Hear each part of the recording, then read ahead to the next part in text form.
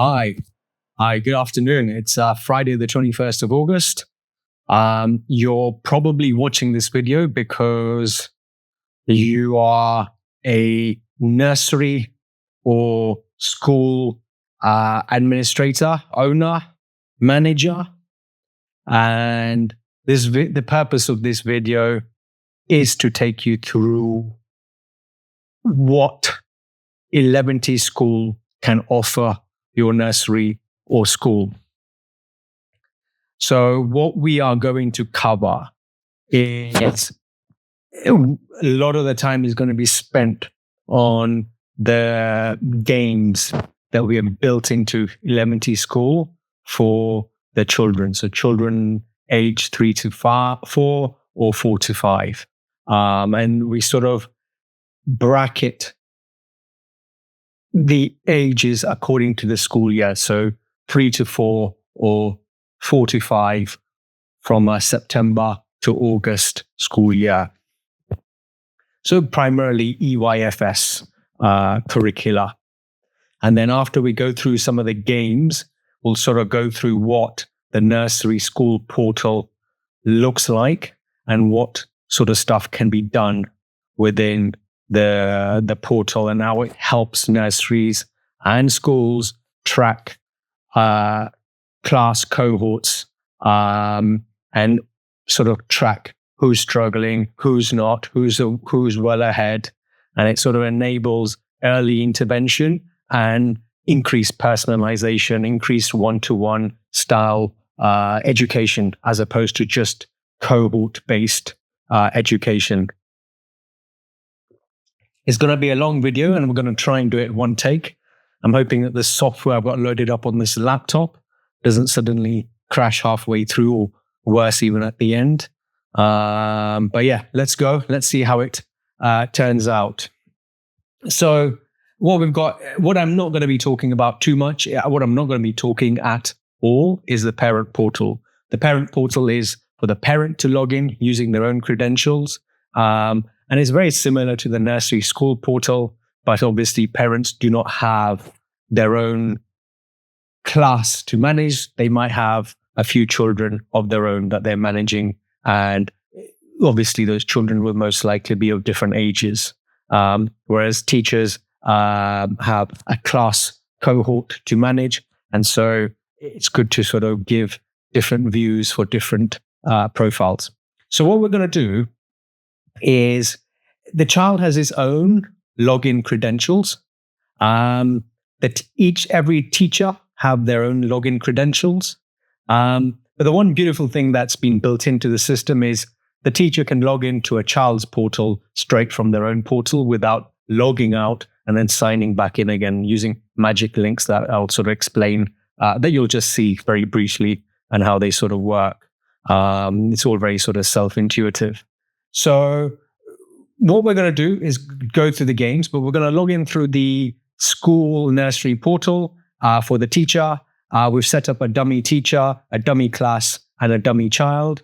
And we're just going to sort of play a few games, listen to it, see how it works, and sort of enable you to get a good understanding of the curriculum and actually why using Eleventy Skool could be really, really, really beneficial for building strong, long-term foundational concepts within English and mathematics for the children that you oversee. So, okay, this is the homepage. It's geared towards parents, but there's a lot of stuff in there that's really, really relevant for schools and nurseries. What we're going to do is sign in. So we're going to not use the child login tab, but we're going to use the parent and nursery tab. And we're just going to very quickly go there and press open dashboard. Boom, you're in. So you have a lot of stuff here that we'll talk about later. But for now, let's just zoom straight in to the child portal. So again, the child have their own credentials, so they can use those, but teachers and parents have the ability to just use these magic links here to just go straight in. So this is a class managed by the teacher of the nursery, Acorn Nursery. if we click forward, it'll just take us straight into the child portal. So class 3 to 4, and there's one student in it, a dummy child called John Smith. We're going to press play to move forward. Play. Boom. So this is what the child's portal looks like. This is what the child would necessarily see. What we have here, at the top, we have English and math. So this is the English curricula, the modules within, and this is the math curricula, the modules within.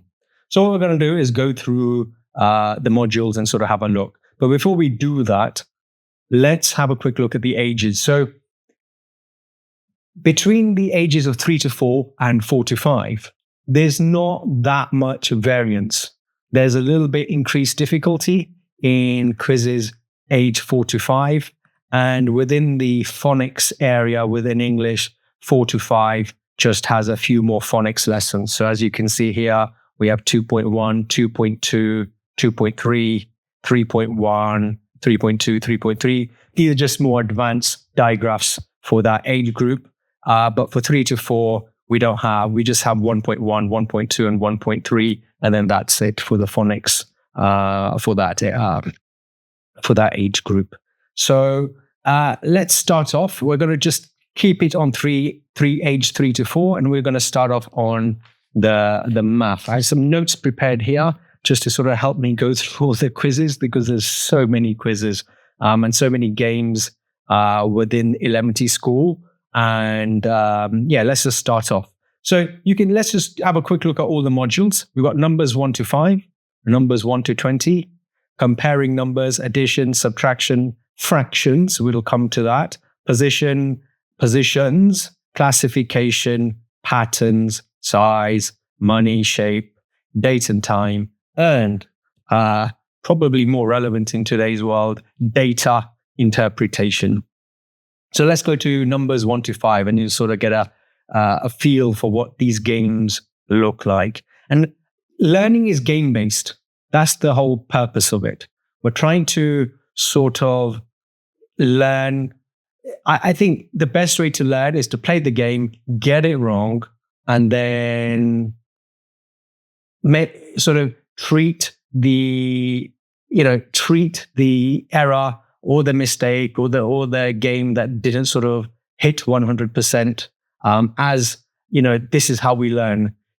A mistake is just a signal. So let's go to numbers 1 to 5.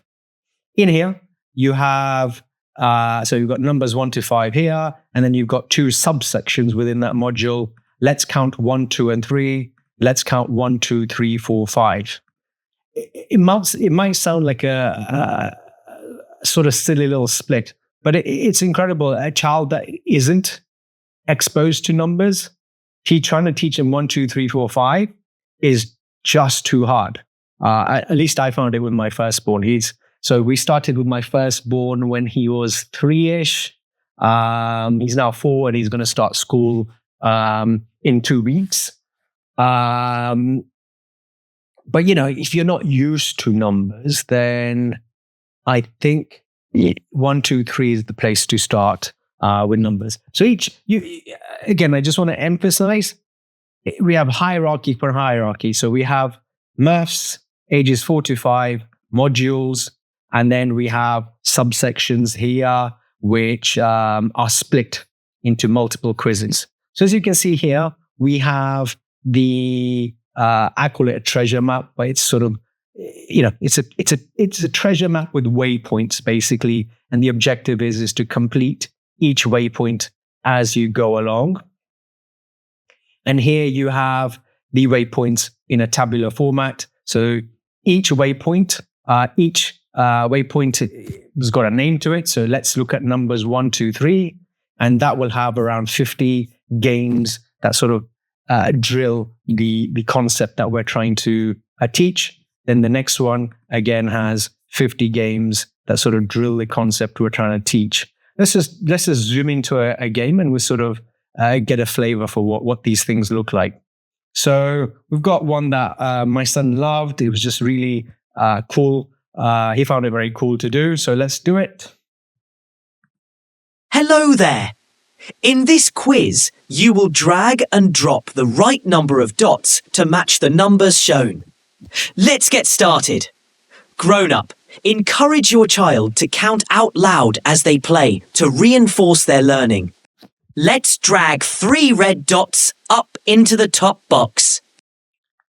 So this is quite a simple quiz, a game. You take a dot.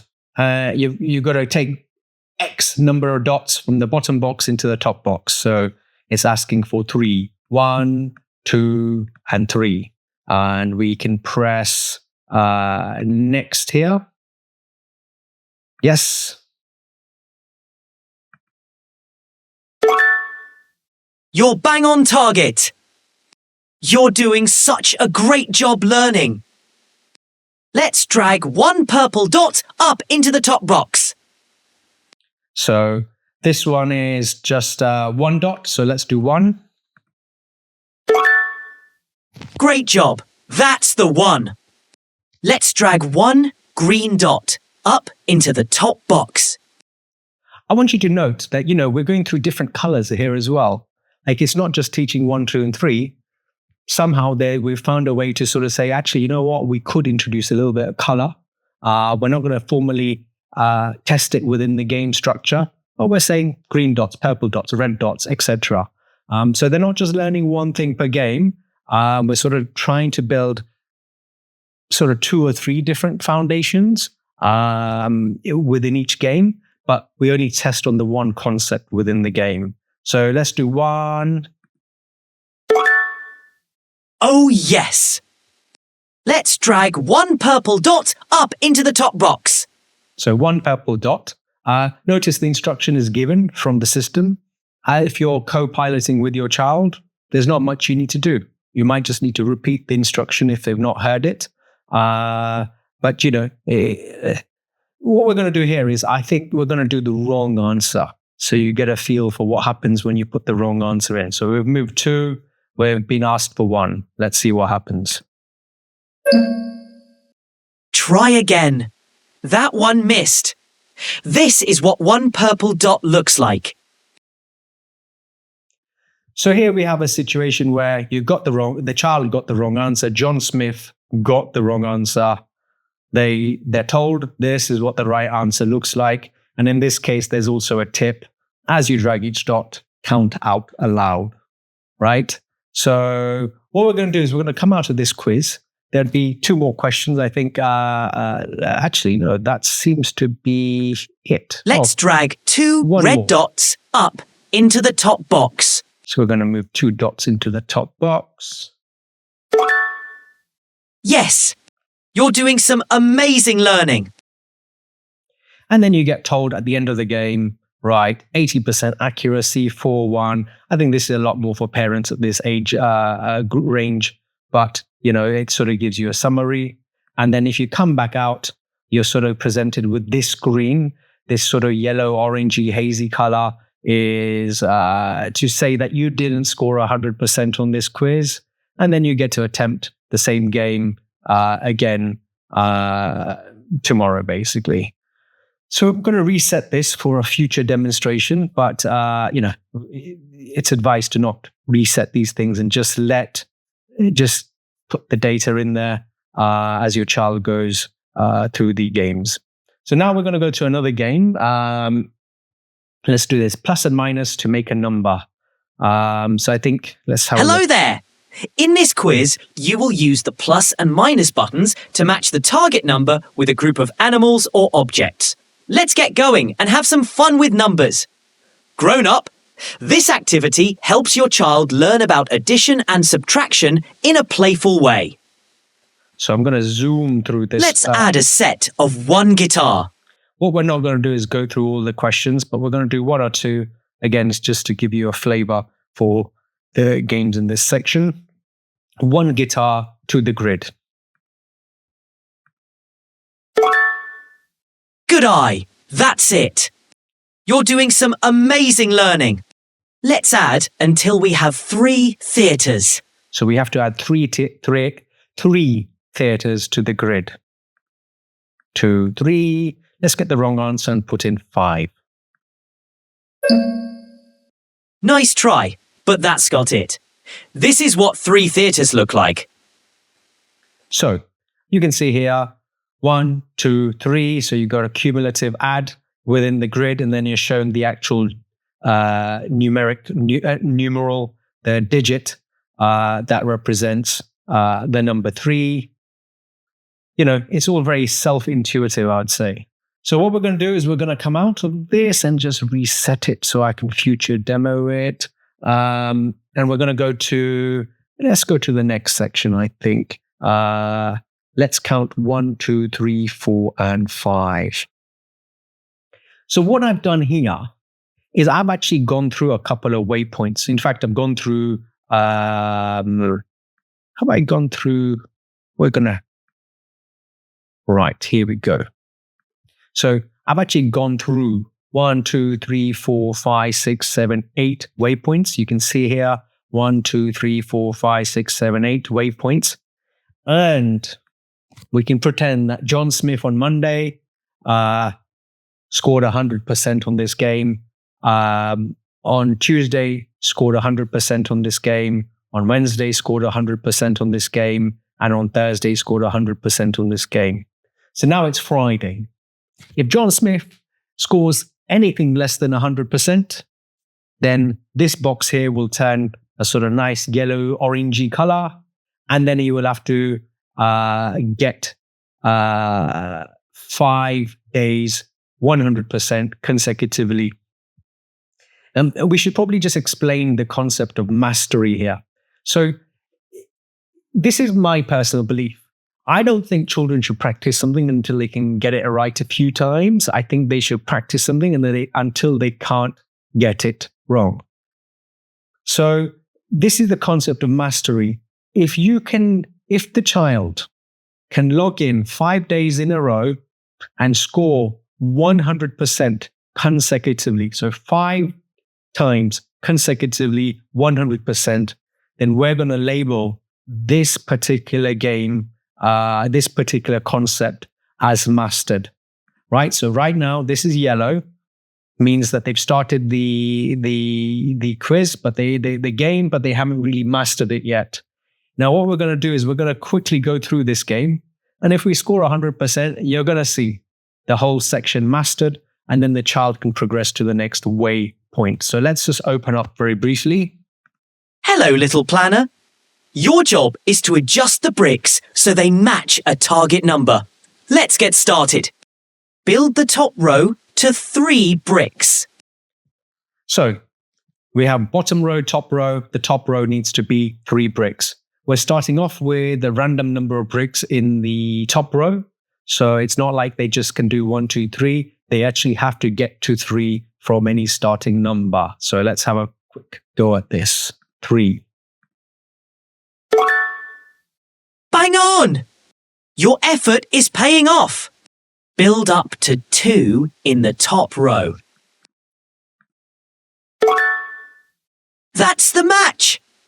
The top row needs exactly 1. Add or take away to reach 1 in the top row. These are just so fun for small children, right? They look kind of like, okay, what's going on? But, you know, the interactivity of it all is just so cool for children. Nailed that one. They play these things and they just love it. Build the top row to 3 bricks.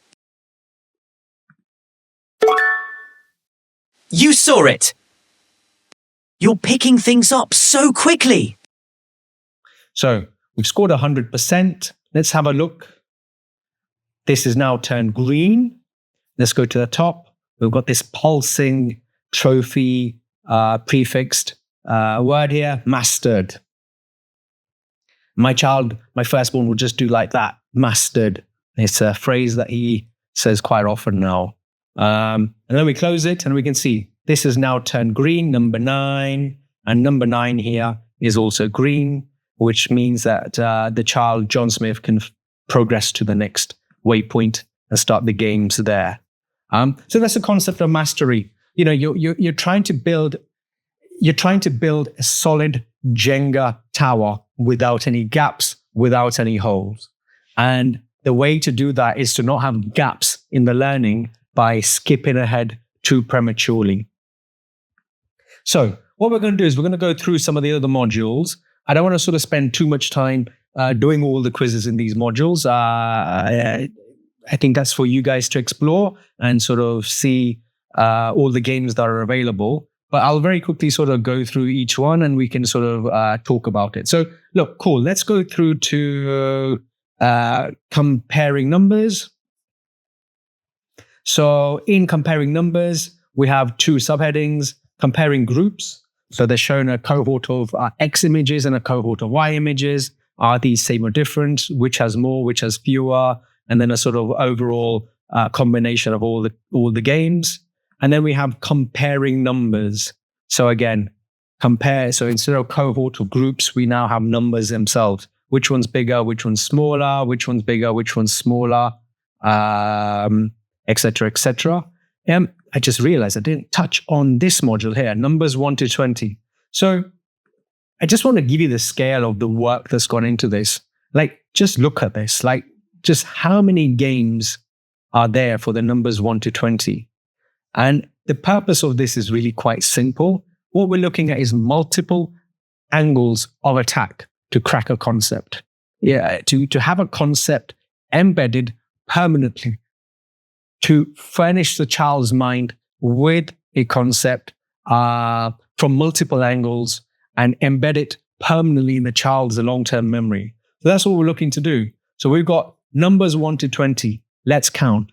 So just imagine all of these waypoints will have 50 games associated with them, right? And we've got 28 different waypoints just in this subheading. And then we go to this subheading, let's count to 20, right? And we've got another 24 waypoints in there.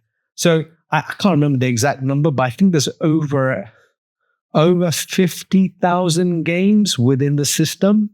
And there is over, I think, 250,000 questions within there, just for these two age groups, right? And as I said, there's a huge overlap between 3 to 4 and 4 to 5. So there's a lot of work that's gone into sort of trying to, there's no point teaching a concept one way and then moving on. You've got to teach it multiple different ways until it's like bread and butter easy for the child. So that's 1 to 5, 1 to 20, comparing numbers. We've got addition, which is sort of what my son is now beginning to talk about. So we don't start with the numbers, we start with actually bricks, put the bricks together, put the dots together, match the equation to the bricks, fill in blanks, actually do the addition work, and then find the missing addend. So 2 plus X is equal to 5. What could that little blank be? And then the answer obviously would be 3, the addend. And then we've got the same sort of concept for 1 to 10, some different games, some repeated games. And then we've got subtraction. Again, we don't do numbers first. We go with the bricks. We go with the equations. What's missing, find the addend, and then the same 1 to 10. So you can see, like, subheader wise, often we start with a smaller group of numbers, and then once they're used to that, they can move on to the larger group of numbers. So you're sort of just building that Jenga tower in a solid, logical manner, and you're not being too premature by, the child should be at that proximal zone of learning where it's not too difficult, not too easy. It's just that right amount of difficulty. Then you have fractions. So don't worry, not numerator or denominator at this age level. That comes much later in life. In this case, fractions, this is very simple. It's just shapes. Find, which shapes are equally split. Find the halves, find the quarters, halves and quarters, and then, give the child a shot at sort of trying to split a shape equally into half. So we're going to just do, let's do number 5 here. And one of the things I want to sort of emphasize is this thing has been made to look beautiful. Like, this is not an ugly app. This is made to look good. It's made to be minimalist. It's made to be clean. So trying to sort of make things look clean, minimalist, so the child can focus on the actual concept that we're trying to embed into their understanding, into their long-term memory. What you will notice in this is there are no loot boxes. There aren't no knights or characters, or there's no, what we have not created, what Eleventy Skool is not, is a Las Vegas slot machine. What we have tried to do is to do the complete opposite of creating something that is addictive, that is dopaminergic, right? What we've tried to do is create something called calm tech, right? Calm technology. We teach the concept that is there, but we're not trying to sort of, to borrow a Harry Potter phrase, dementor the child's mind. We're not trying to make them addicted to noises, to loot boxes, to these, we're not trying to make an addictive game here. We're trying to make learning in a way where technology is additive as opposed to subtractive. So let's go through this game. You can have a quick look. Hello, little artist. You will draw a line connecting the dots to split the shape into 2 equal halves. Let's get going. Grown up, encourage your child to think about balance when drawing the line and praise their efforts regardless of the result. Can you divide this square to make 2 halves of the same size? So you have a shape. You've got to half it. So you can click that to that. There's complete freedom in what the child clicks. You can have that. You can have that. But let's just do this one and let's see what happens. Bingo! Hard work is helping you shine. Can you figure out how to cut the rectangle into halves? So we're going to just get this one right as well. Why not? Bullseye. Can you find the middle and split this rectangle into halves? So we're going to get this one wrong and see what the wrong answer looks like. This is one of the ways you can split a rectangle into halves. Right, so you can see what John Smith did here. John Smith. And then you can see what one of the right answers looks like. So we're going to come out of this. Just going to reset this for the future. And we're going to come out of fractions. We're going to look at classification. I've spent a lot of time debating the idea of technology for teaching. And it's my personal opinion that I think a lot of technology out there is absolute rat poison for a child's brain. You do not want to give your child an iPad or a smartphone and just leave them be. And I think a lot of learning apps out there are pretty much in the same vein. It's why I actually made Eleventy Skool, because I was just unsatisfied with what I saw. But I'm the type of person who likes to have their cake and eat it. And technology can be beneficial if you're careful with it, if you do it in the right sort of way. And so whenever I've been making these games, one of the thoughts or one of the lenses in which I sort of view and sort of assess, is this game breaking my primary rule, which is, am I harming the child with this game or not? Is this addictive, etc.? Books are good. Books are great. My child has a lot of books. He has a library. However, you don't get interactivity with a book. And using technology can give you that interactivity to embed a concept a lot faster.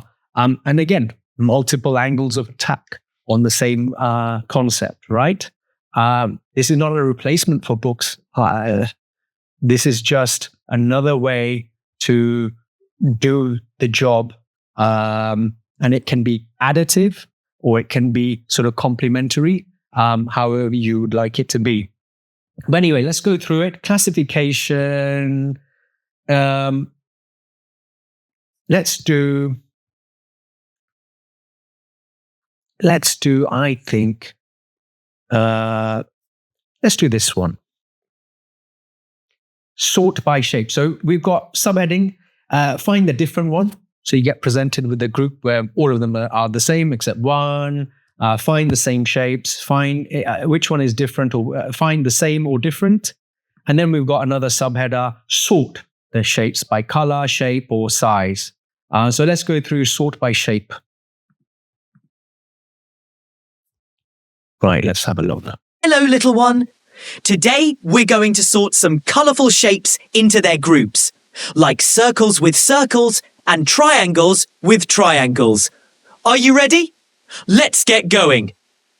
Grown up, this activity helps your child recognise and compare shapes, so encourage them to name each shape as they sort. Can you find the crosses, hearts, and squares and put them in order? So, shapes in a heap, put them into some buckets, right? Cross, cross, square, heart, square, heart. Again, overly simplistic for an adult's brain, right? But for a 3 or 4-year-old, this has some fun to it, but it's also, it can be challenging. I tell you what, my firstborn, Zachary, it took him I think 9 or 12 quizzes to get this one mastered. He wasn't straightforward. He'd sort of get to the end and just make obvious mistakes. But anyway, I think this is right. You picked the right one. Good job, John Smith. Right. Look at you learning. So let's get this one wrong. I'm just going to very quickly put this one in here and then leave the rest in the heap. Not quite. Look at the tables below. See how the objects are sorted by their shapes. So we've got here the wrong answer, which is what John Smith provided. And then we've got here what the right answer would look like. I should probably just talk on this. It's all very interactive. It's all very beautiful. This currently I'm running on my laptop, so I can sort of do this recording, but you can do this on a sort of smartphone or even a tablet, like an iPad, iPhone, Android phones, etc. It just runs in a web browser. I did think of making an app for it, but apps take longer to develop, and it's just so much quicker to turn around something on a website. So we've just kept it on a website. As you can see, the sort of feel of it, the interactivity of it, it feels like an app. Yes, it's running inside a browser, but it's got all the sort of interactivity that you'd sort of expect from an app. The good thing is you don't need to install an app. It just runs in a browser as long as you got Wi-Fi, got a good Wi-Fi signal or good sort of data signal, you're good. Right, let's come out of this, reset. Right, we've done a classification. Well done, John Smith. Let's go to patterns. And in patterns, we've got, so this is just basically sequences, right? Dot, dot, dash, right? It's just sort of trying to understand patterns. So we have patterns by shapes, copy patterns by size, color match, and then we've got continue the pattern. What I'm going to do now is rather than sort of go through the questions one by one and answer them, etc., I'm just going to very quickly open up the game, put in the right answer, and then move on, basically. So let's do this. What comes next in line? So 3 to 4, we've got basically, if I just break it down into sort of simple notation, X, Y, X, Y. So large, small, large. And the next one would obviously be small, right? So X, Y, X, Y, X, Y, right? If I press next. You did it! You're training your brain every time. Which comes next in... So I think in the next cohort, in the 4 to 5 cohort, there instead of just being XY, or YX, you've got XXY or YYX, just an extra complication on patterns. 3 to 4 and 4 to 5 is young. We don't need to have complicated patterns at this age group. Next one we've got is sizes. So we've got here, let's find it, sizes. So we have, you're going to see how, I think you saw in the sort of patterns game, how intuitive these things are. You're going to sort of now notice, intuitive and interactivity, two of the fundamental building blocks in which we use to sort of make Eleventy Skool, right? The objective is to give the child a little bit of fun without making it addictive, to teach a concept. So let's go through sizes. Let's pick, we've got longer, shorter, taller, narrower, wider, lighter, heavier, holds more, holds less, a sort of mix. And then we've got measurement. So first we just talk about what are the, extreme differences. And then we sort of talk about actual measurement. Instead of using centimeters or inches, what we're going to use is bricks. Bricks to measure how long something is. So let's just go through one of these. This one's really interactive. This one's pretty Hello. cool. Today, we're going to build and count how tall the line is. You'll see a line and get to add bricks next to it, one by one, to see how many tall it can be. Let's begin. Grown up, this quiz helps develop early measurement skills through a fun and interactive approach. So encourage your child to count the bricks as they build. Let's find out. How many bricks tall is the line? So we have a line. We have to see how many tall bricks, how many bricks tall is the line. So let's use the plus and minus. 3 bricks tall. And then you just put the answer in there. Boom. That's the winner! Oh. Right, so you've seen what that game looks like. Let's come out of this. Let's go to sort of money. One of the other foundational blocks in sort of building these games is sort of trying to incorporate as much real world as much as possible. Excuse me, I'm going to move these cushions. This laptop is absolutely getting hot, and these cushions are not helping. Right. Money. So, in money, if you are logged in and you've sort of set your nationality British, you're going to see sterling currency. If you're American or using euros, then you're going to see dollars or euro dollars. And obviously, I think with there's 17 or 18 different currencies within there. You've got everything, but we've got some of the major currencies. So we're going to see sterling, but obviously if you're logged in from the US, then you're going to see dollars. So let's go to money. Let's have a quick look. So we've got 2 subheadings here: identify coin value and then counting the value of coins. So a bit more addition using real world objects. So let's go to 1. Let's go to large coins. Let's see what this one looks like. Actually, let's go to small coins. That seems more fun. Hello! Today, we are going to be coin detectives. You'll look at pictures of small coins and match them to the right numbers. Are you ready to start the fun? Let's go! Grown up, this quiz will help your child connect coins with their values, encouraging number recognition. Do you know the value of my coin? No, if you didn't hear that instruction, I should just emphasize. All you have to do is click this. Hello! Today, we are going to be... Do you know the value of my coin? Right? So it's all there. There's no, my son loves pressing this button again. He'll press it, he'll listen to it, he'll go to the answers, and then if he's a little bit unsure, he'll listen to it again by pressing this. Do you know the value of my coin? So just to let you know, you can repeat. Not all audio messages are repeated, but the first one, usually I make sure that it's set to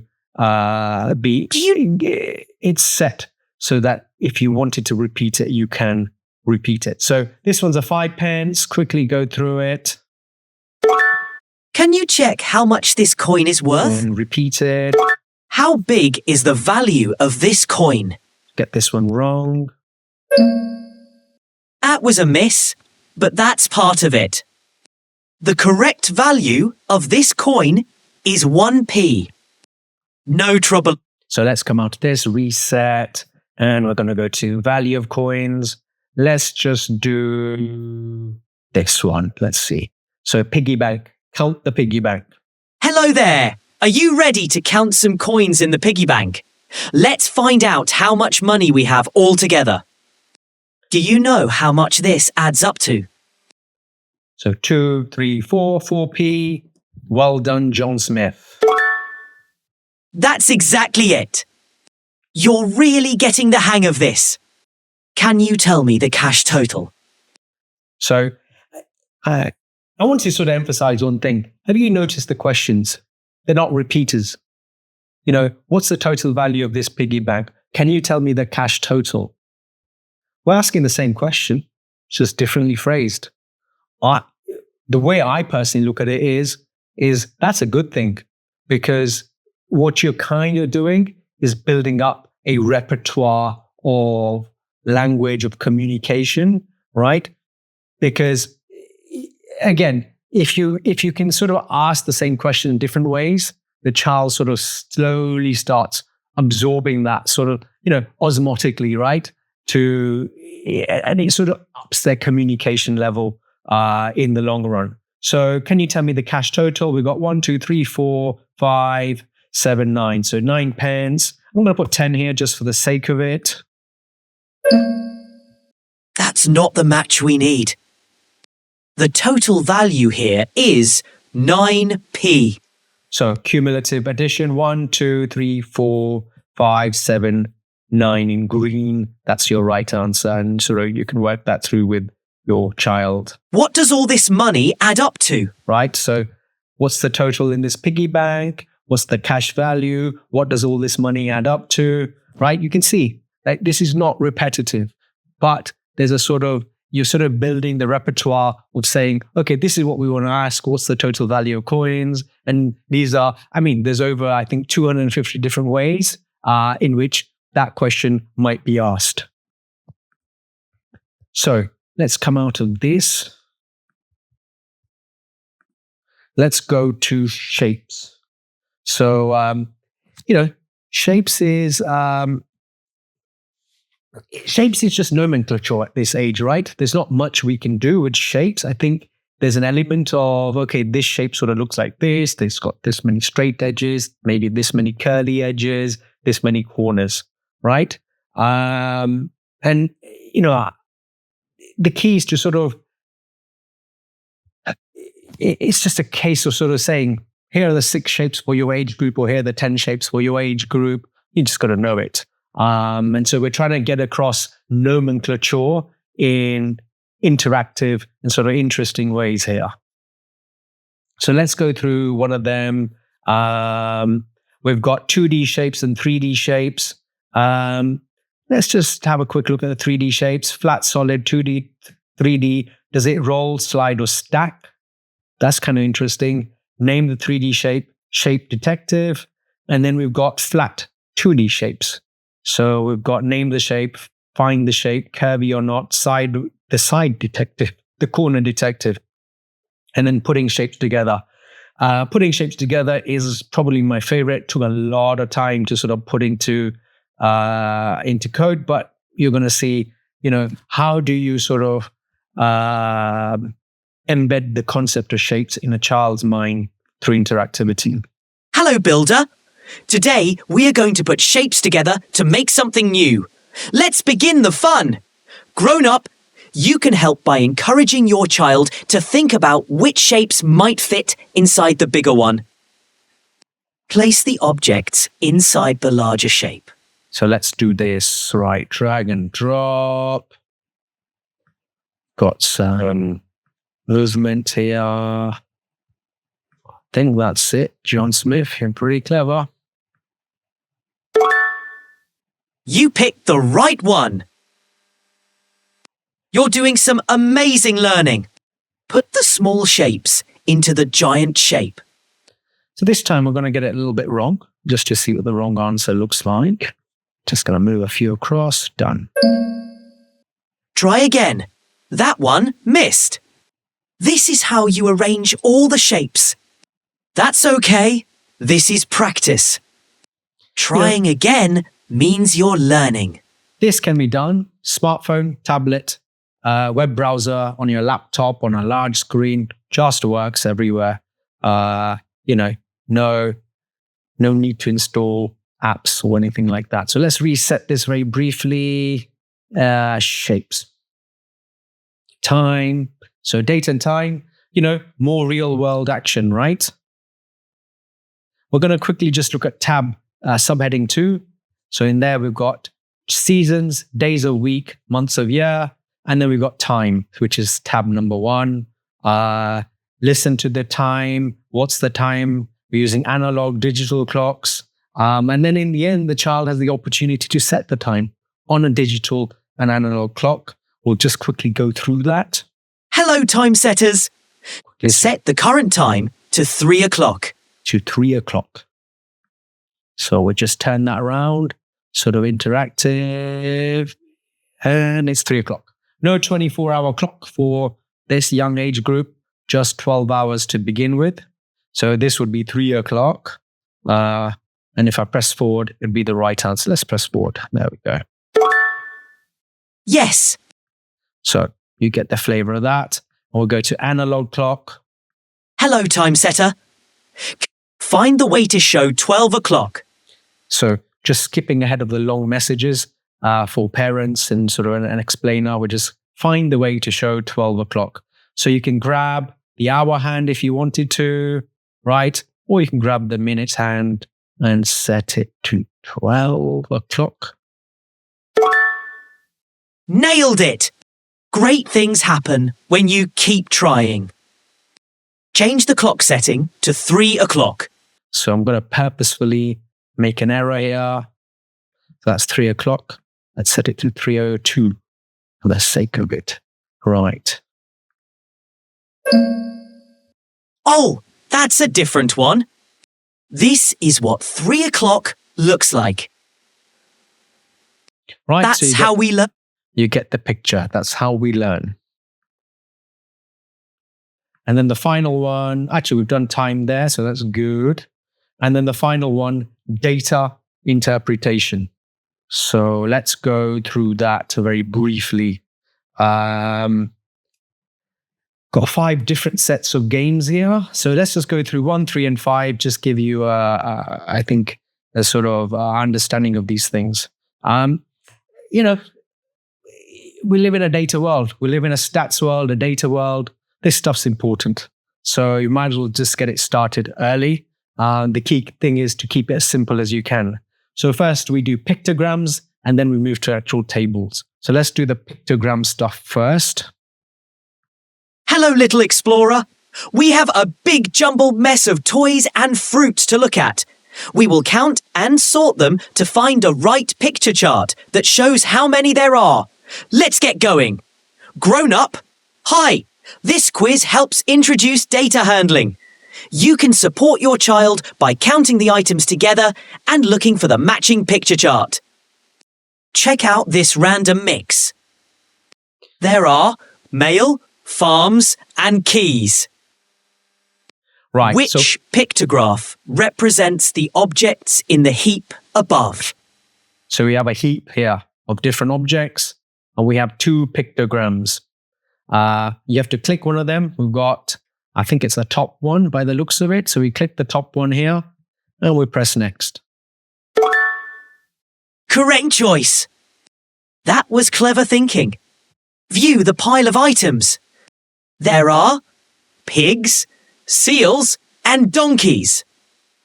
Which pictograph represents the objects in the heap above? Right, so obviously it's the first one again. But I won't do it. Let's come out of here, reset it. Let's go to number 3, pictograph counter. Hello, pictograph counter. In this quiz, we will look at a fun pictograph with cars, trains and boats and count how many of each are there. Let's begin counting the pictures together. Grown up, this activity will help your child learn to categorise and count within a structured grid, so encourage them to focus on each row. How many soaps are there? So we have swings, umbrellas, and bars of soap. Let's just put in 2 bars of soap. How many bears are there? So we have 5 bears. Let's put in 4. Try again. That one missed. There are 5 bears. Right, so right and wrong, you see what it looks like. Reset. And we've got the last one, read the table. Hello, Explorer. In this quiz, how many violins are there? So we have a table. So items, goats, violins, and not sure what this one is. Cloaks. Well, we have 4 violins, so we'd put in 4, right? Exactly. How many farms are there? So we have farms. So we're going to put in 3 just to get it wrong. Not quite, but nice try. There are 2 farms. Right. So if the child makes a mistake, usually these answers that come back afterwards are sort of, debuggable by the child themselves. Sometimes the parent might need to sort of ask a few questions to sort of nudge the child in the right way. But most often it's the case the child is able to debug what went wrong after each question they got wrong. Okay, so we've done the maths. That was long. Let's go to English. I try and keep English a little bit shorter, though some of the phonics stuff is pretty cool, so we should try and make sure we don't rush through that too quickly. So, as a father, one of the discoveries I made is reading is actually a lot harder than you think. And so you start off with the notion that, okay, this is the set of quiz games that might embed phonics. And then you keep passing down and down into sort of more granular concepts. And so what was just originally a phonics module has now become a phonics 1.1, phonics 1.2, and a phonics 1.3 module, because that's what it took for my son to sort of become a fluent reader. So let's go to phonics 1.1. And what we're going to do is sort of just understand, we'll go through all 3 of these modules, but what we're going to try and do is just understand that we're attacking the same problem from different angles. We start off super easy, and then we just get a little bit harder as we progress. So that's what we're going to sort of see here. Phonics 1.1, let's go. We've got, again, you see so many subheadings here, right? So we got all the letters split up. ADMST, then the next one will be GINOP, next one will be BCKU, the next one will be EFHL, JRVWI, and then we've got the penultimate tab XZ, and these are digraphs, so sh, kwa, ta, ch, and unk. And we also have consonant vowel pairs, so basically taking the consonant and adding a vowel to it and asking the child what that sounds like. So I highly recommend you go to an order, and that's the way these things have been built. But let's just go through the first one, and let's just do, I think, let's do 1.2, let's do 2 and 3, so you get a feel for what these things look like. Right, so what we've got here is, let's see. Hello there. In this quiz, you'll listen to some sounds and choose the letters A, D, M, S, and T that match them. Here we go. Grown up, this quiz is great for helping your child connect sounds with letters, a key skill for reading. Let's think. What letter gives the M as in monkey sound? So M as in monkey. Yup, that's right. You're on a roll now. S as in star is the sound of the letter. Now pick the right letter. So this one is S as in star. One of the things I want to sort of talk about is phonics versus letters. I think if you teach a child A, B, C, D, E, F, G, etc., you're just teaching them a song. It's a good song, nothing wrong with it. But what's really useful is understanding the sounds the letters make. Because if they understand the sounds, they can actually start decoding words. So a lot of effort is spent up front on teaching the sounds the letters make before we jump into the actual letters. And you'll see we've got a whole module on letters where they learn the lowercase letters and the uppercase capital letters. But phonics first is intentionally built into the system. So as in star, let's get it wrong. Oops, that's a different letter. This is what the sound S as in star looks like. All right, so you got a understanding there. So that exercise, that game was, here's the sound, give me the letter. In this case, you have the letter and you have to find the sound. Hello there. Today, we're going to have fun linking letters A, D, M, S, and T to their sounds. Let's begin and see how many you can get right. Grown up, encourage your child to say the sounds out loud as they play. Can you guess the sound for this letter? So we have the letter D, and John Smith has to find it. Does this sound like D, as in dog? Does this sound like T, as in train?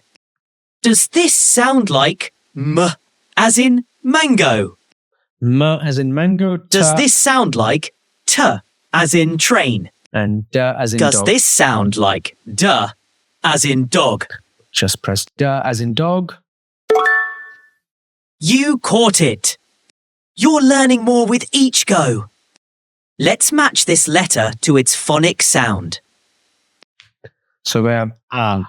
Does this sound like D, as in dog?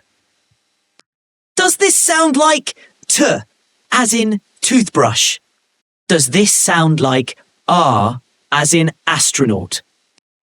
So you notice we've been presented with the same letter, T, the letter T. First time it said ta as in train. This time it said ta as in toothbrush. So, we're teaching phonics here, but, we're sort of building up other things in a sort of stealthy manner here. Wherever possible, that's what you're going to see in a lot of these games. So we're going to get the wrong answer here. I think this was the wrong answer. Does this sound like R, as in astronaut? No, that was the right answer. Does this sound like... Not quite there yet. This is what this letter sounds like. R, as in astronaut. So R as in astronaut. So you've got the picture, you've got the letter, you've got the word. Right, let's zoom out and quickly go on to the next one. So now we're going to go quickly to Phonics 1.2. In fact, what I do want to touch on is this, consonant vowel pairs. So actually, we'll do that in the next one, I think. Okay, so let's do that here, 1.2. So got one tab at the top. Let's click ADMST. Hello, reader. I will say a special word and you need to find the matching one on the screen. Let's get started and have some fun. Grown up. This quiz helps your child connect sounds to letters, which is great for early reading skills. Check the words below and find mad. So we've got mad, at, sat, at. Let's click them.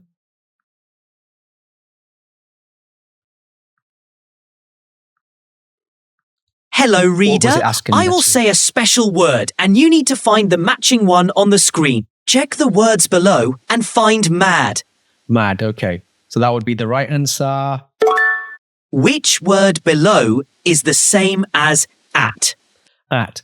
So I do not expect a child to be able to spell these words. If you ask a child to spell the word at, I don't think at 1.2 they will be able to do it. But what you are doing is saying, here is the word at. Can you have a look at these 4 words and sort of work out which one could be at, which one certainly isn't at? And so you're slowly building in a sort of concept that, okay, maybe at begins with the letter that sounds like ah, right? So it would be that one, obviously. Let's click the wrong one very quickly, see what it looks like. So close! Not the one! The word at looks like this. Right, so you get a picture here.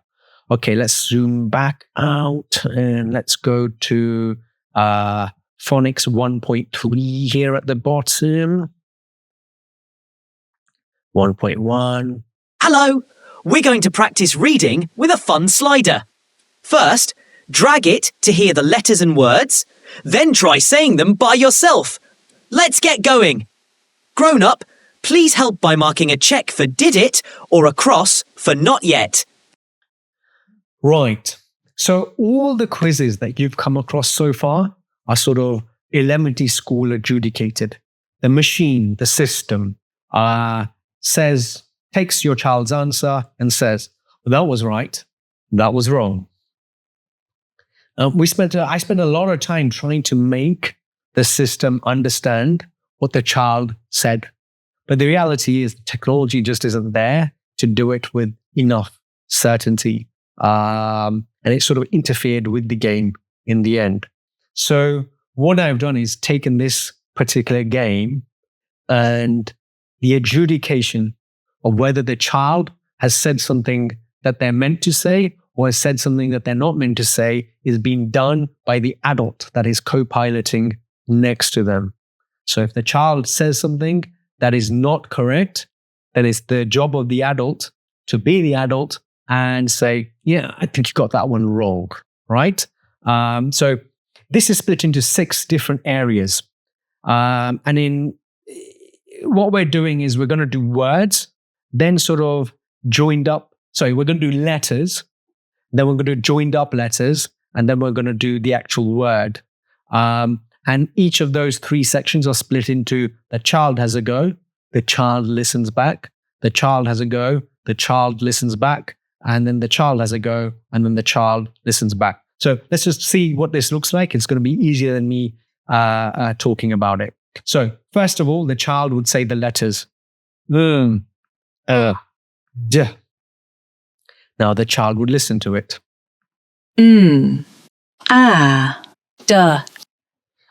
We chose this voice because she was a lot clearer than the other voice that we were using originally in the system. So let's go to joint up letters.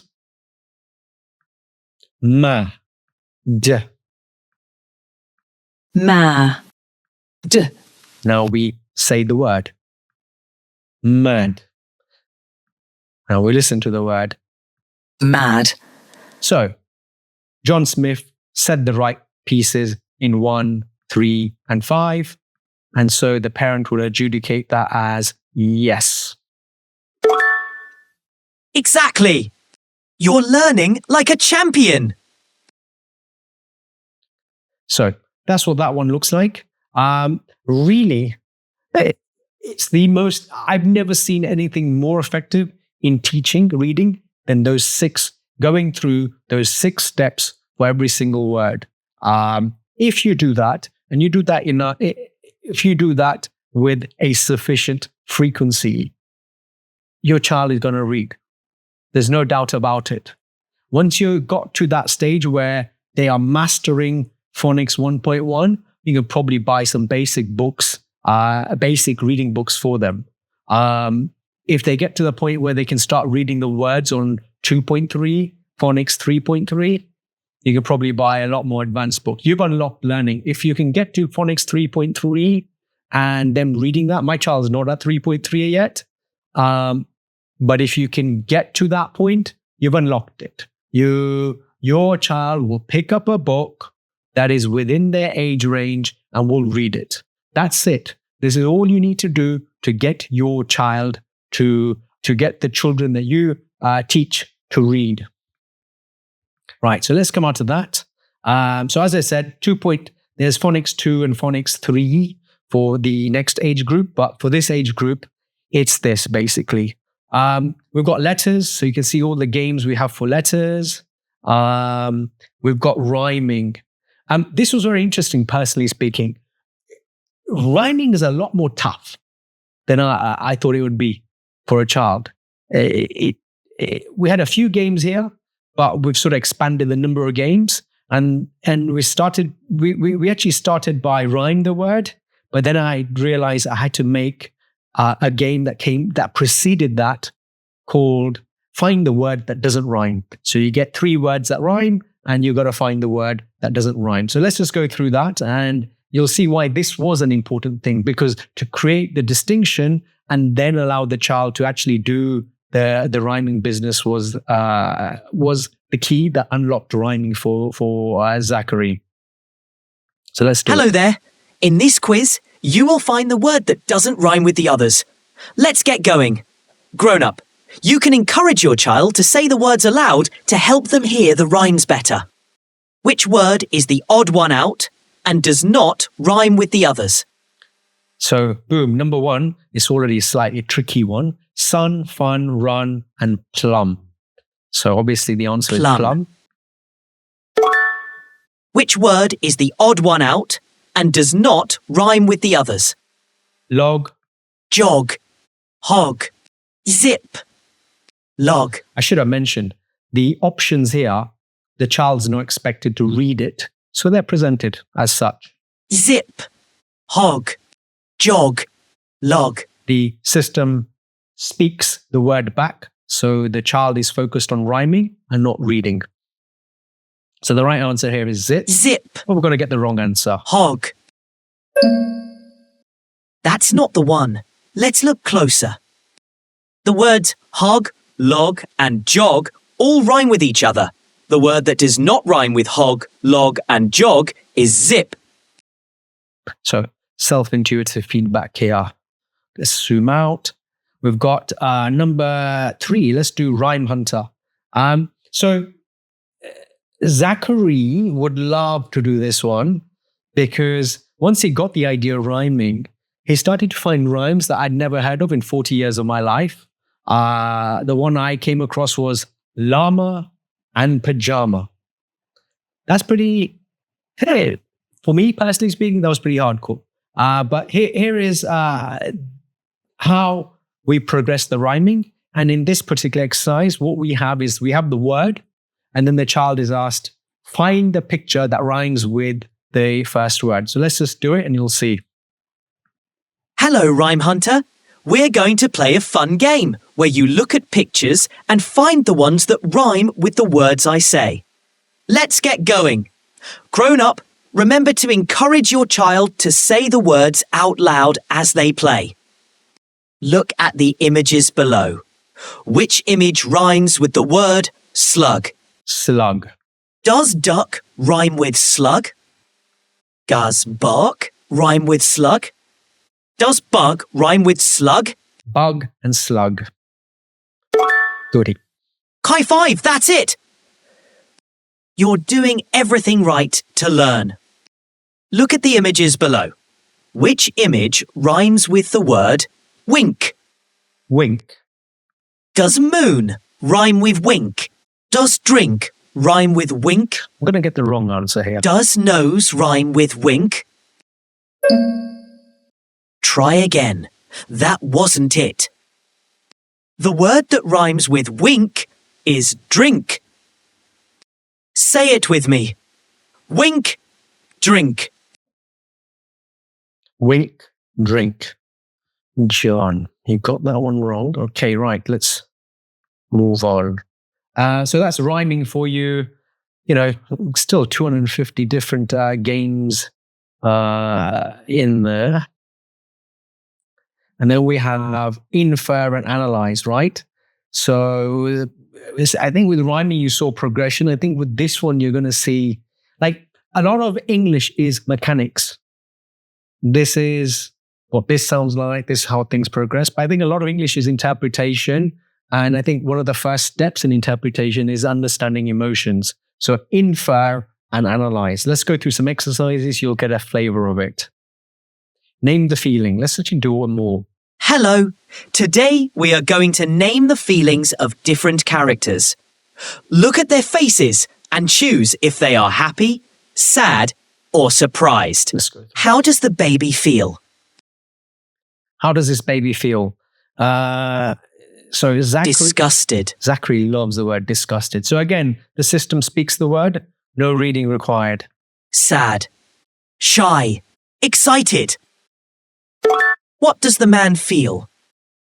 Disgusted. Surprised. Excited. Tired. Tired, obviously. How does the boy feel in this picture? I want to sort of emphasize, this is beautiful. These illustrations are beautiful. The way it looks is beautiful. The way it's presented is beautiful. It's just incredible the way this thing has turned out, and the way Eleventy Skool looks, and the way children, the way my two children, the way my firstborn looks at it. My secondborn, Felix, he hasn't played it yet, but he sometimes sits on the side and just watches, and he just loves it. Interesting thing, Felix is turning 2 in September. So I don't think he's ready for using this, and that's why I've only done 3 to 4. But I'm actually going to trial it when he turns September. So mid-September onwards, you're going to start seeing videos of him playing it. Maybe it'll be an abysmal failure, and we'll sort of hold out for 6 or 12 more months until he turns 2.5 or 3. But I'm interested. I'm curious to know, can we get some of these earlier exercises mastered for a 2-year-old?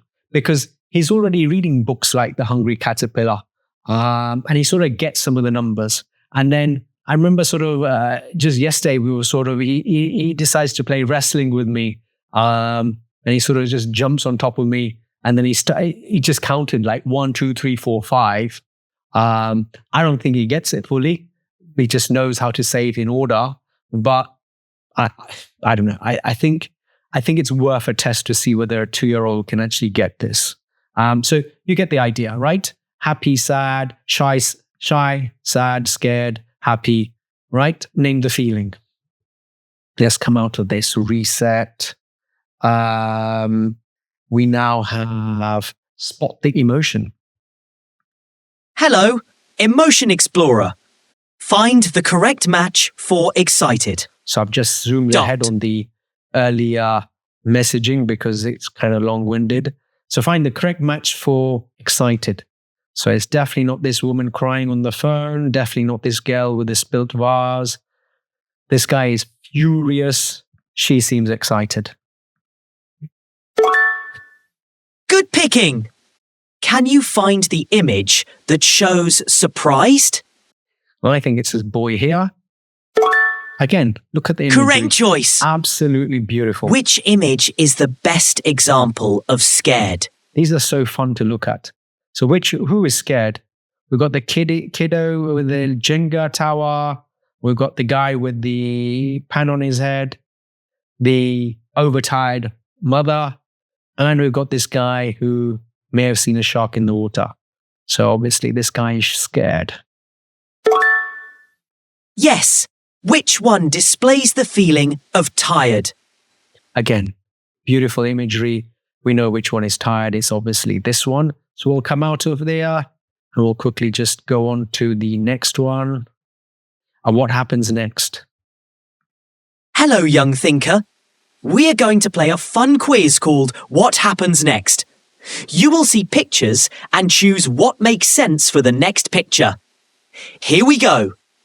Grown up, this quiz helps your child understand cause and effect by predicting what happens next in everyday situations. Look at the image below. From the 2 images below, which one do you think comes next? So we have a snowman in the desert. It looks hot. Cactuses on the side, cacti on the side. We have two options here. Obviously, the next one will be the snowman's head melted. Not the snowman is wearing sunglasses. Great job. That's the one. Or getting faster and smarter. Look at the image below. From the two images below, which one do you think comes next? So we have a frog standing in the rain with an umbrella and a rain jacket and two options, umbrella open or he starts sunbathing in the rain. Obviously, this one. I mean, he's a frog, so I suppose a frog could start sunbathing in the rain, but in this case, it's the first one. Bingo! Look at the image below.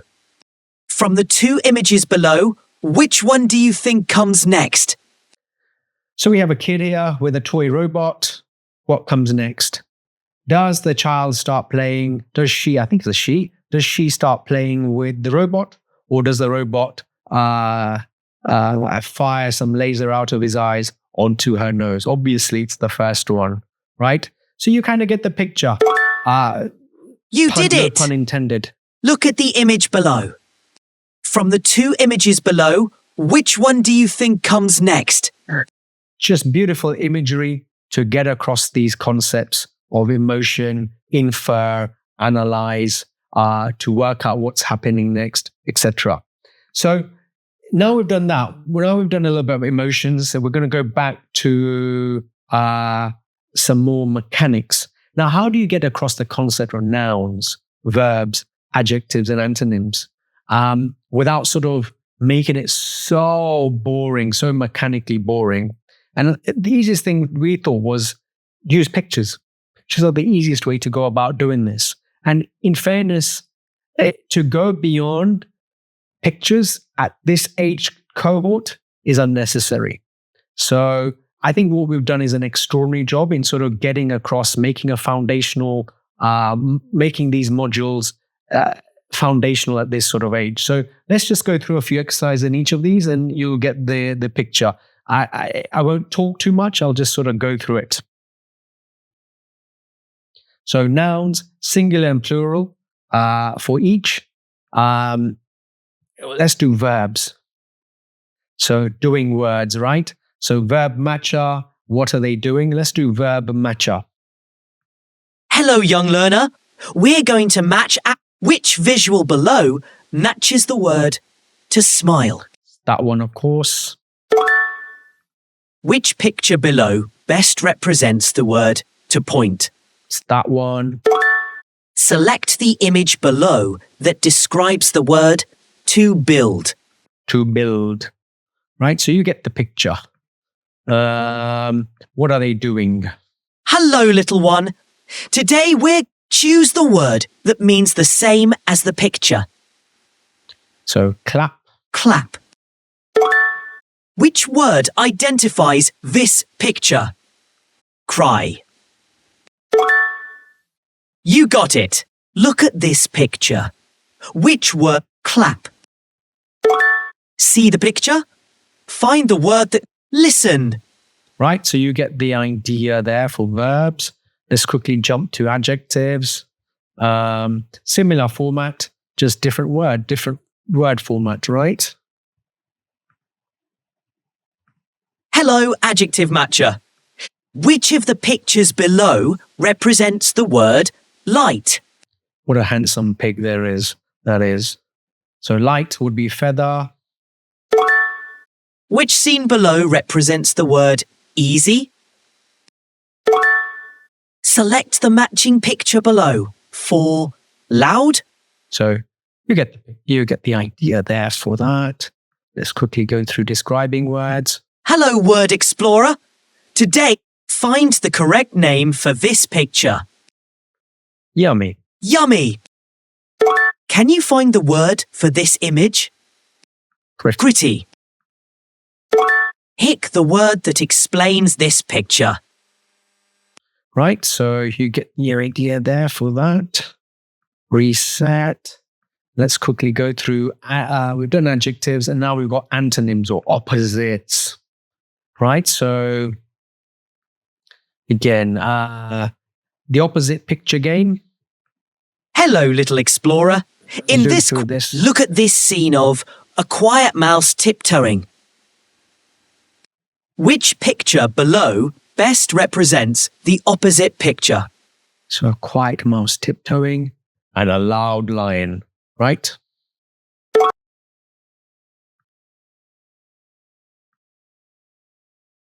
Then we have these. Hello! You are going to look at some pictures and find the opposite words that match.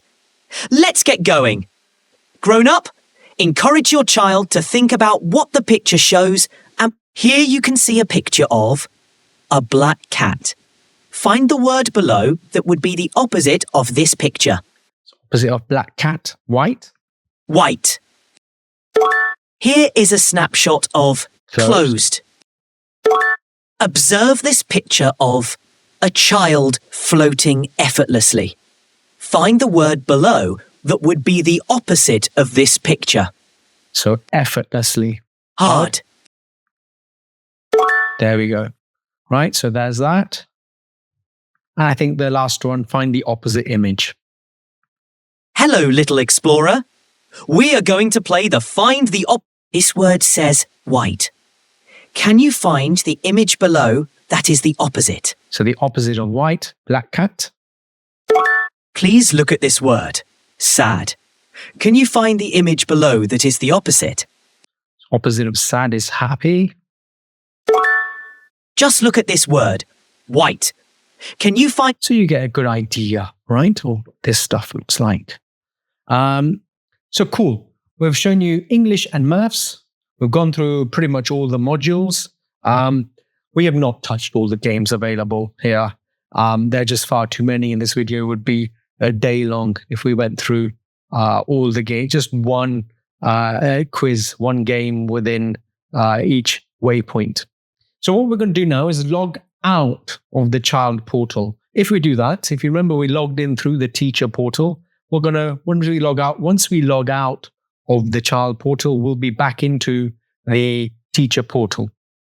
And we can very quickly talk through what's going on in the teacher portal. I won't labor every single dashboard because I think some of them are just self-intuitive, but you can see what's going on.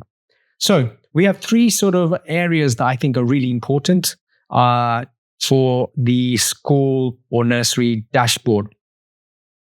In the school nursery dashboard, you're going to have two types of staff.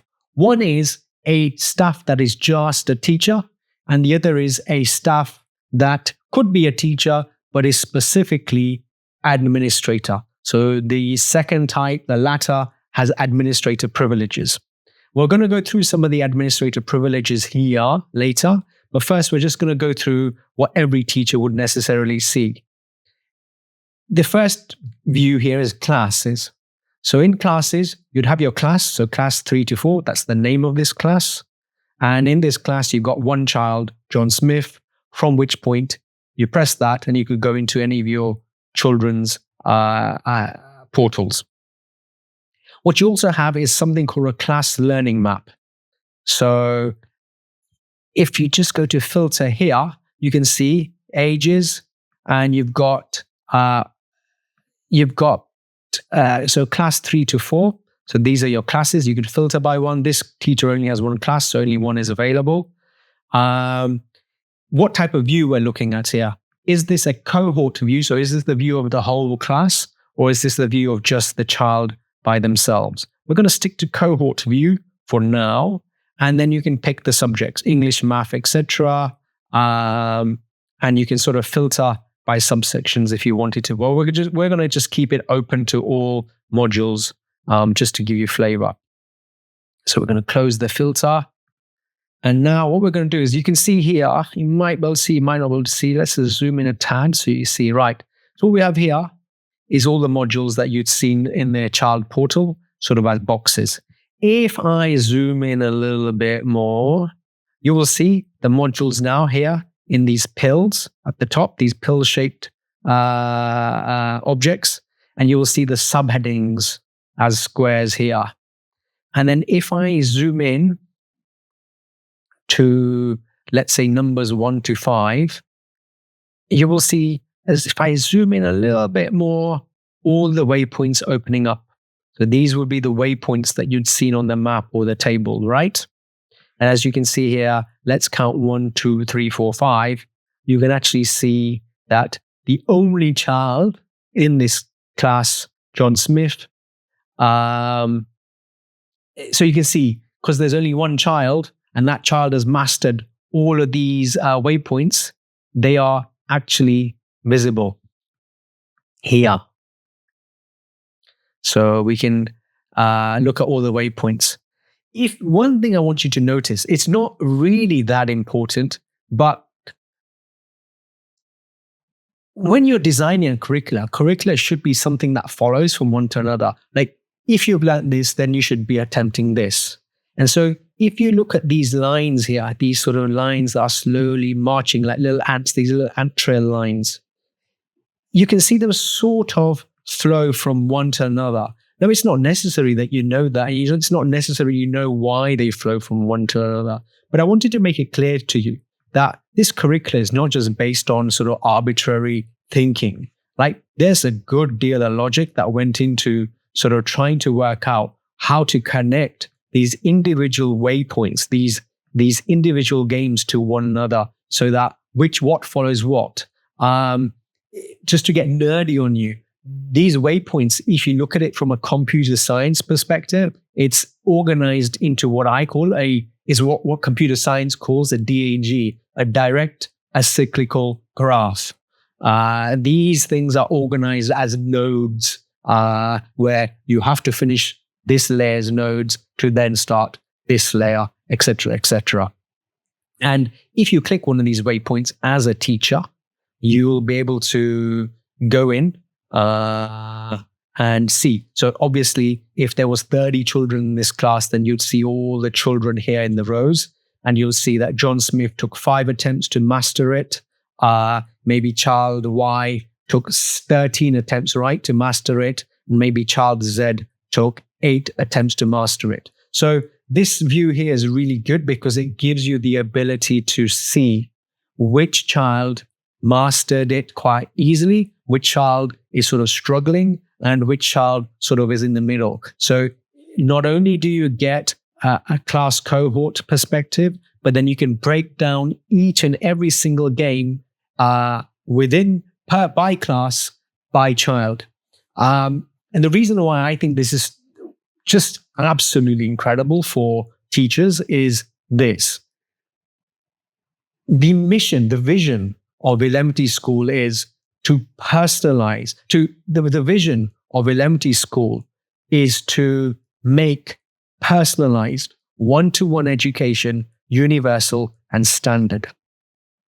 Right now, to give teachers this level of transparency on how children are doing in their class cohort enables the teacher to come in and intervene early where intervention early is required on a child-by-child basis. It allows a teacher to intervene if the whole class is struggling on a particular concept. I mean, we're at this extraordinary, unique point in time where personalized education is good. The arc of personalized one-to-one education is going up exponentially. And no longer are children limited to learning where their class sort of is. Like, there is this criticism of the traditional education system where teachers only teach to the middle 80%. No more. We're sort of trying to, the mission, the vision of this company is to unlock that and give teachers who are amazing individuals the ability to personalize, to give them personalized one-to-one learning, and thus improve the I would say the intellectual capacity of the nation. Right? That's sort of the end goal. That's the vision. If you can increase the capacity, the capability of a child by 20% by using something like this, it's extraordinary. It's groundbreaking. the service you do to society would be incredible. You'd have more neurosurgeons on the hospital floor. You might have someone who cracks some of these maths puzzles. You might have someone who unlocks nuclear fusion, right? What we're trying to do is to say, right, the vision of Eleventy Skool is to say, right, how can we take what is already really good, the modern education system, and how can we put it on steroids? How can we make it so that kids learn faster, learn better, have a deeper multi-angle foundation into these concepts, right? And that's sort of the objective. And originally, when I built Eleventy Skool, I really didn't have this vision. I just sort of noticed my kid was going through these Hungry Caterpillar books, and I said, okay, right, let's try some pen and paper work. That was a little bit boring, so I built a few interactive games for my child, and he started loving them, and I just started building more and more games until friends and family sort of said, you should open source this as much as possible. One thing I want to sort of emphasize a little bit about myself, I suppose, and a little bit about Eleventy Skool. Like, the idea about this is very simple. I'm going to charge you a fee because running this on Amazon servers isn't free. And, you know, my time does cost something. But the more people that actually use it, right? I'm not greedy, not interested in being greedy. The more people that use it, the more the price is going to come down. It's one of the few products where the quality will go up and the price will come down. So if you've got a kid and you can afford it, pay. It's amazing. You're going to love it. Your kid's going to love it. And I think, you're going to win big and your kid will win big. So look, I could talk for hours on this, and I think I have talked for a few hours on this, but look, that's Eleventy Skool. If you're a nursery or a school, sign yourselves up, and if you've got any questions, let me know, and I'll try my best to get them all answered in a satisfactory manner. But if you watched till the end, thanks for your time. In the description, I've put all the subsections there so you can zip about between the video to the area that best catches your fancy. So thanks for watching, and let's speak soon. Take care. Bye-bye. A few moments later. Alrighty, folks. So I recorded that gigantic video earlier today, and then I jumped on a few sales calls with nurseries. And one of the nurseries, they absolutely loved what they saw. But the owner manager, he sort of went through some business counsel for me. And he sort of indicated that there are 2 points that I'm not covering that I should sort of make clear when I'm doing the sales calls to nurseries. And these are 2 big benefit advantages for using Eleventy Skool within the nursery setup or school setup. So I should perhaps indicate, if your nursery or your school decides to go ahead and proceed with Eleventy Skool,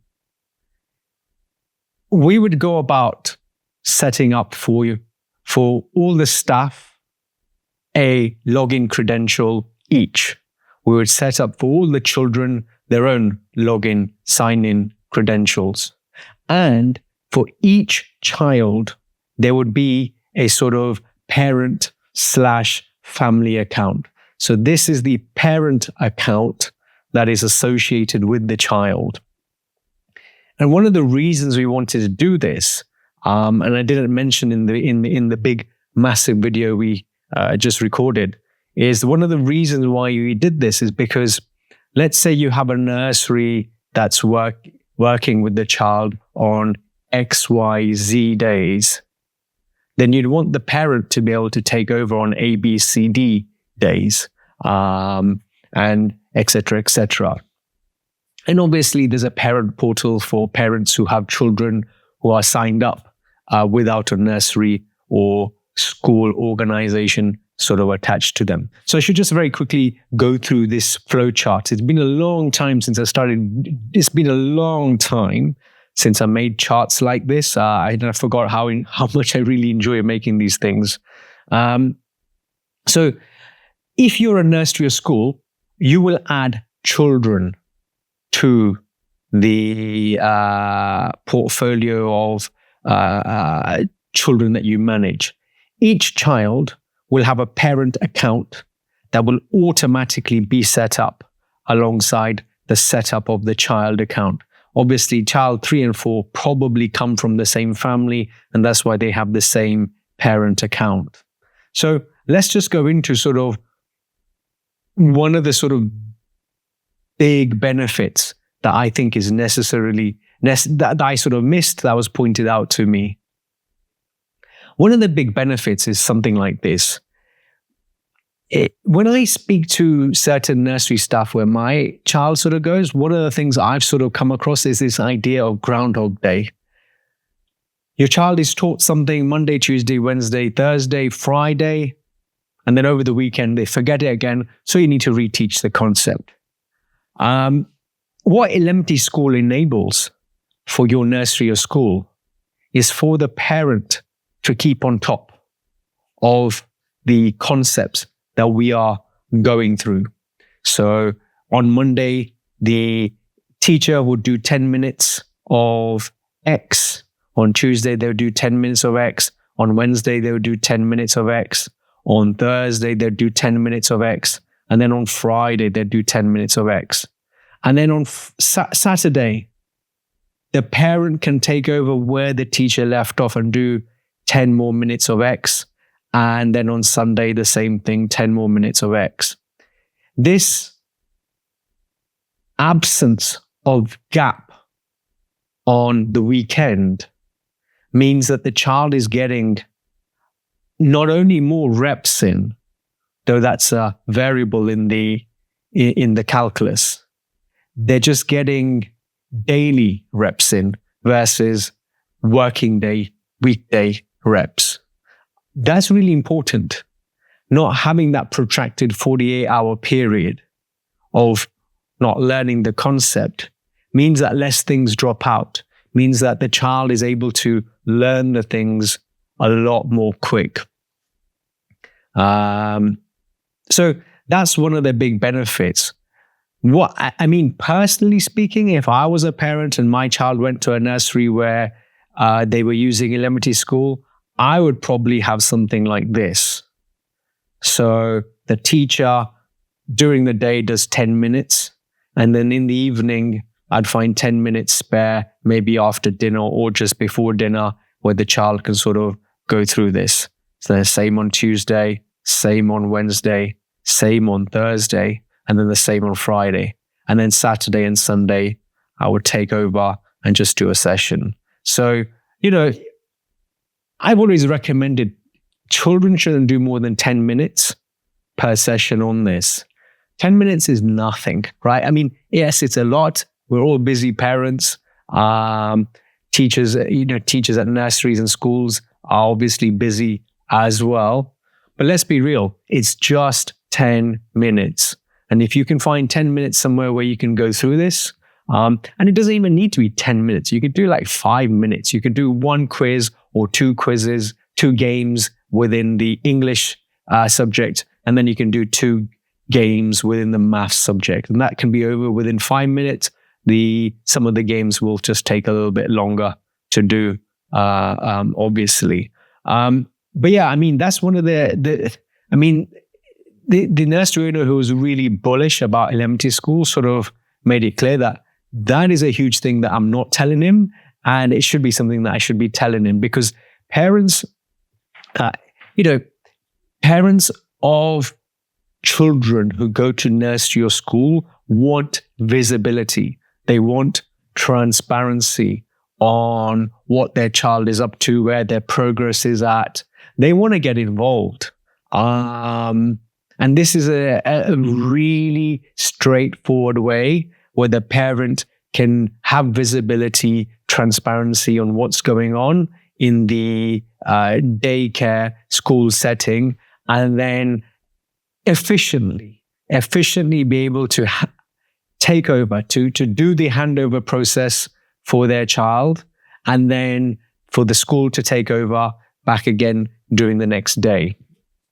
One of the other things that he mentioned was that was a huge benefit, like a boon for him as a nursery, was there is no prep required. You turn it on. All the information to get rocking and rolling with these games is there. You press a button, it's there. The data is there. There's no data entry required. There's no managing or filtering. It's just there. You turn it on and it's sort of all there. And I think that's something that parents will love too, right? Having all the data that is there. So what I'm going to show you is one extra thing regarding this. So what we're going to do is we're going to log in, not as a teacher, but we're going to log in as a parent. And I sort of said right at the start of this video that I'm assuming is now going to be more than 2 hours. We weren't going to log into the parent portal, but I want to show you one thing in the parent portal that will allow you to see why parents would absolutely love this and why this might make your nursery or your school stand out a little bit. So we're going to log into the portal and we're going to look at something called dashboards. So we're here, we're in the sign-in page already, and we're going to go straight to parent nursery, and we're just going to log in. This is my actual parent account that I use for my son Zachary. I just set up my son Felix, but we've not started playing any games with him. But we're going to go through Zachary's account here, and we're going to just play a few. Well, actually, we're not going to play a few games. We did that already. What we're going to do is have a quick look at the dashboard situation. So we've logged in as myself, the parent, and we've gone straight through so we've just repeat it again. So we've pressed play and we've used the magic link to go through to my child's portals, to Zachary's portal. So here, right at the top, we have settings. If we press settings, we're in the parent portal. We're in the child portal now. We can press settings and we can have a look at snapshot. So this is my son's progress for the week. And the snapshot is, there's a snapshot that's made roughly every hour. So an hour after your child stops playing playing the games, a snapshot is made of what your child did. And then every Monday, around 5 p.m., 6 p.m., the parent, so that would be me, is emailed literally this snapshot here, as you can see. So they have something in their inbox, and the parent can go back through time to look at previous snapshots if they wanted to, for example. But yeah, so we're going to stay on the current one. So right now it tells me Zachary's progress here. There's first of all a dinner table test. So whatever game Zachary might have been playing, whatever concept we are trying to embed into his knowledge or his understanding base, there may be a little game that parents can do with their child in the evening. Ask Zachary tonight, let's jump 3 times together. What number is that? Right? So you jump 3 times and then you ask him what number is that, for example. I suspect that might be because we've just played a game that is testing that sort of concept, right? Then there's curriculum progress. So for this year, he's 61% through the curricula. So just remember, the age 4 to 5 will begin when he starts school in 2 weeks. So he's already 61% through the school year for English and 57% already through there, through math. He's mastered 86 out of 142 skills for English and he's mastered 110 skills out of 193 for math. Last week, he spent 57 minutes on Eleventy Skool over 7 days. So you can see, like, it's not even 10 minutes a day, right? He had 7 attempts. He mastered 4 concepts last week. So it was a very successful week for him last week. And he had 5 days in total. So Saturday and Sunday, we had a hiatus. I'm not sure what we did. I think we just went out and came back too late, and we decided to put them to sleep rather than spending 10 minutes on playing games, right? I mean, you know, I think 10 minutes every day is important, but life is life, and you've got to be flexible with these things as well. And then it gives us a performance overview, so things he's mastered. If he gets a lot of wrong answers in a particular game, or if he is struggling in a particular concept, then it will pop up over here to tell us straight up what's going wrong, where it's going wrong. So that's usually very, very helpful to be able to, as a parent, just see, okay, right, I need to look into this and work out what's sort of going wrong. And you know how I sort of talked earlier about the DAG, the direct acyclical graph? Well, this is what is recommended next. So these are the things he's currently doing at the moment. These are the things he could start up now. He's ready to start up because he's mastered all the underlying concepts. And these are the things that he could start where currently there is no prerequisite underlying concept to start these games. So, you know, I could just click any of these here. I might as well just do one of these. I'm going to click one of these, and you can see it'll take us straight into that quiz. So parents don't need to go into the modules and sort of look at things and work out where the child is. They can come straight here to the next steps area and go straight to the game. Hello, number enthusiast.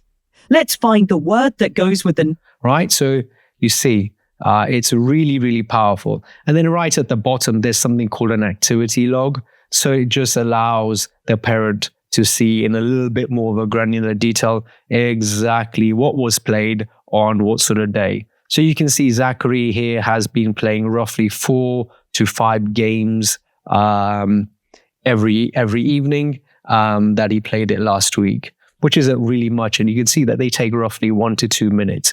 I think some of them take like 4 or 5 minutes. You know, the tangram ones, they're just, you know, arranging all the shapes just takes a little longer than 2 minutes to do per question. But otherwise, you know, that's sort of it. So I think that's the end of this video. It's pretty long. I'm going to add this on to the previous one as an addendum. So I will say once again, and I hope I don't have to add a second addendum to this video, but I will say thanks for tuning in. We will speak soon. Bye-bye.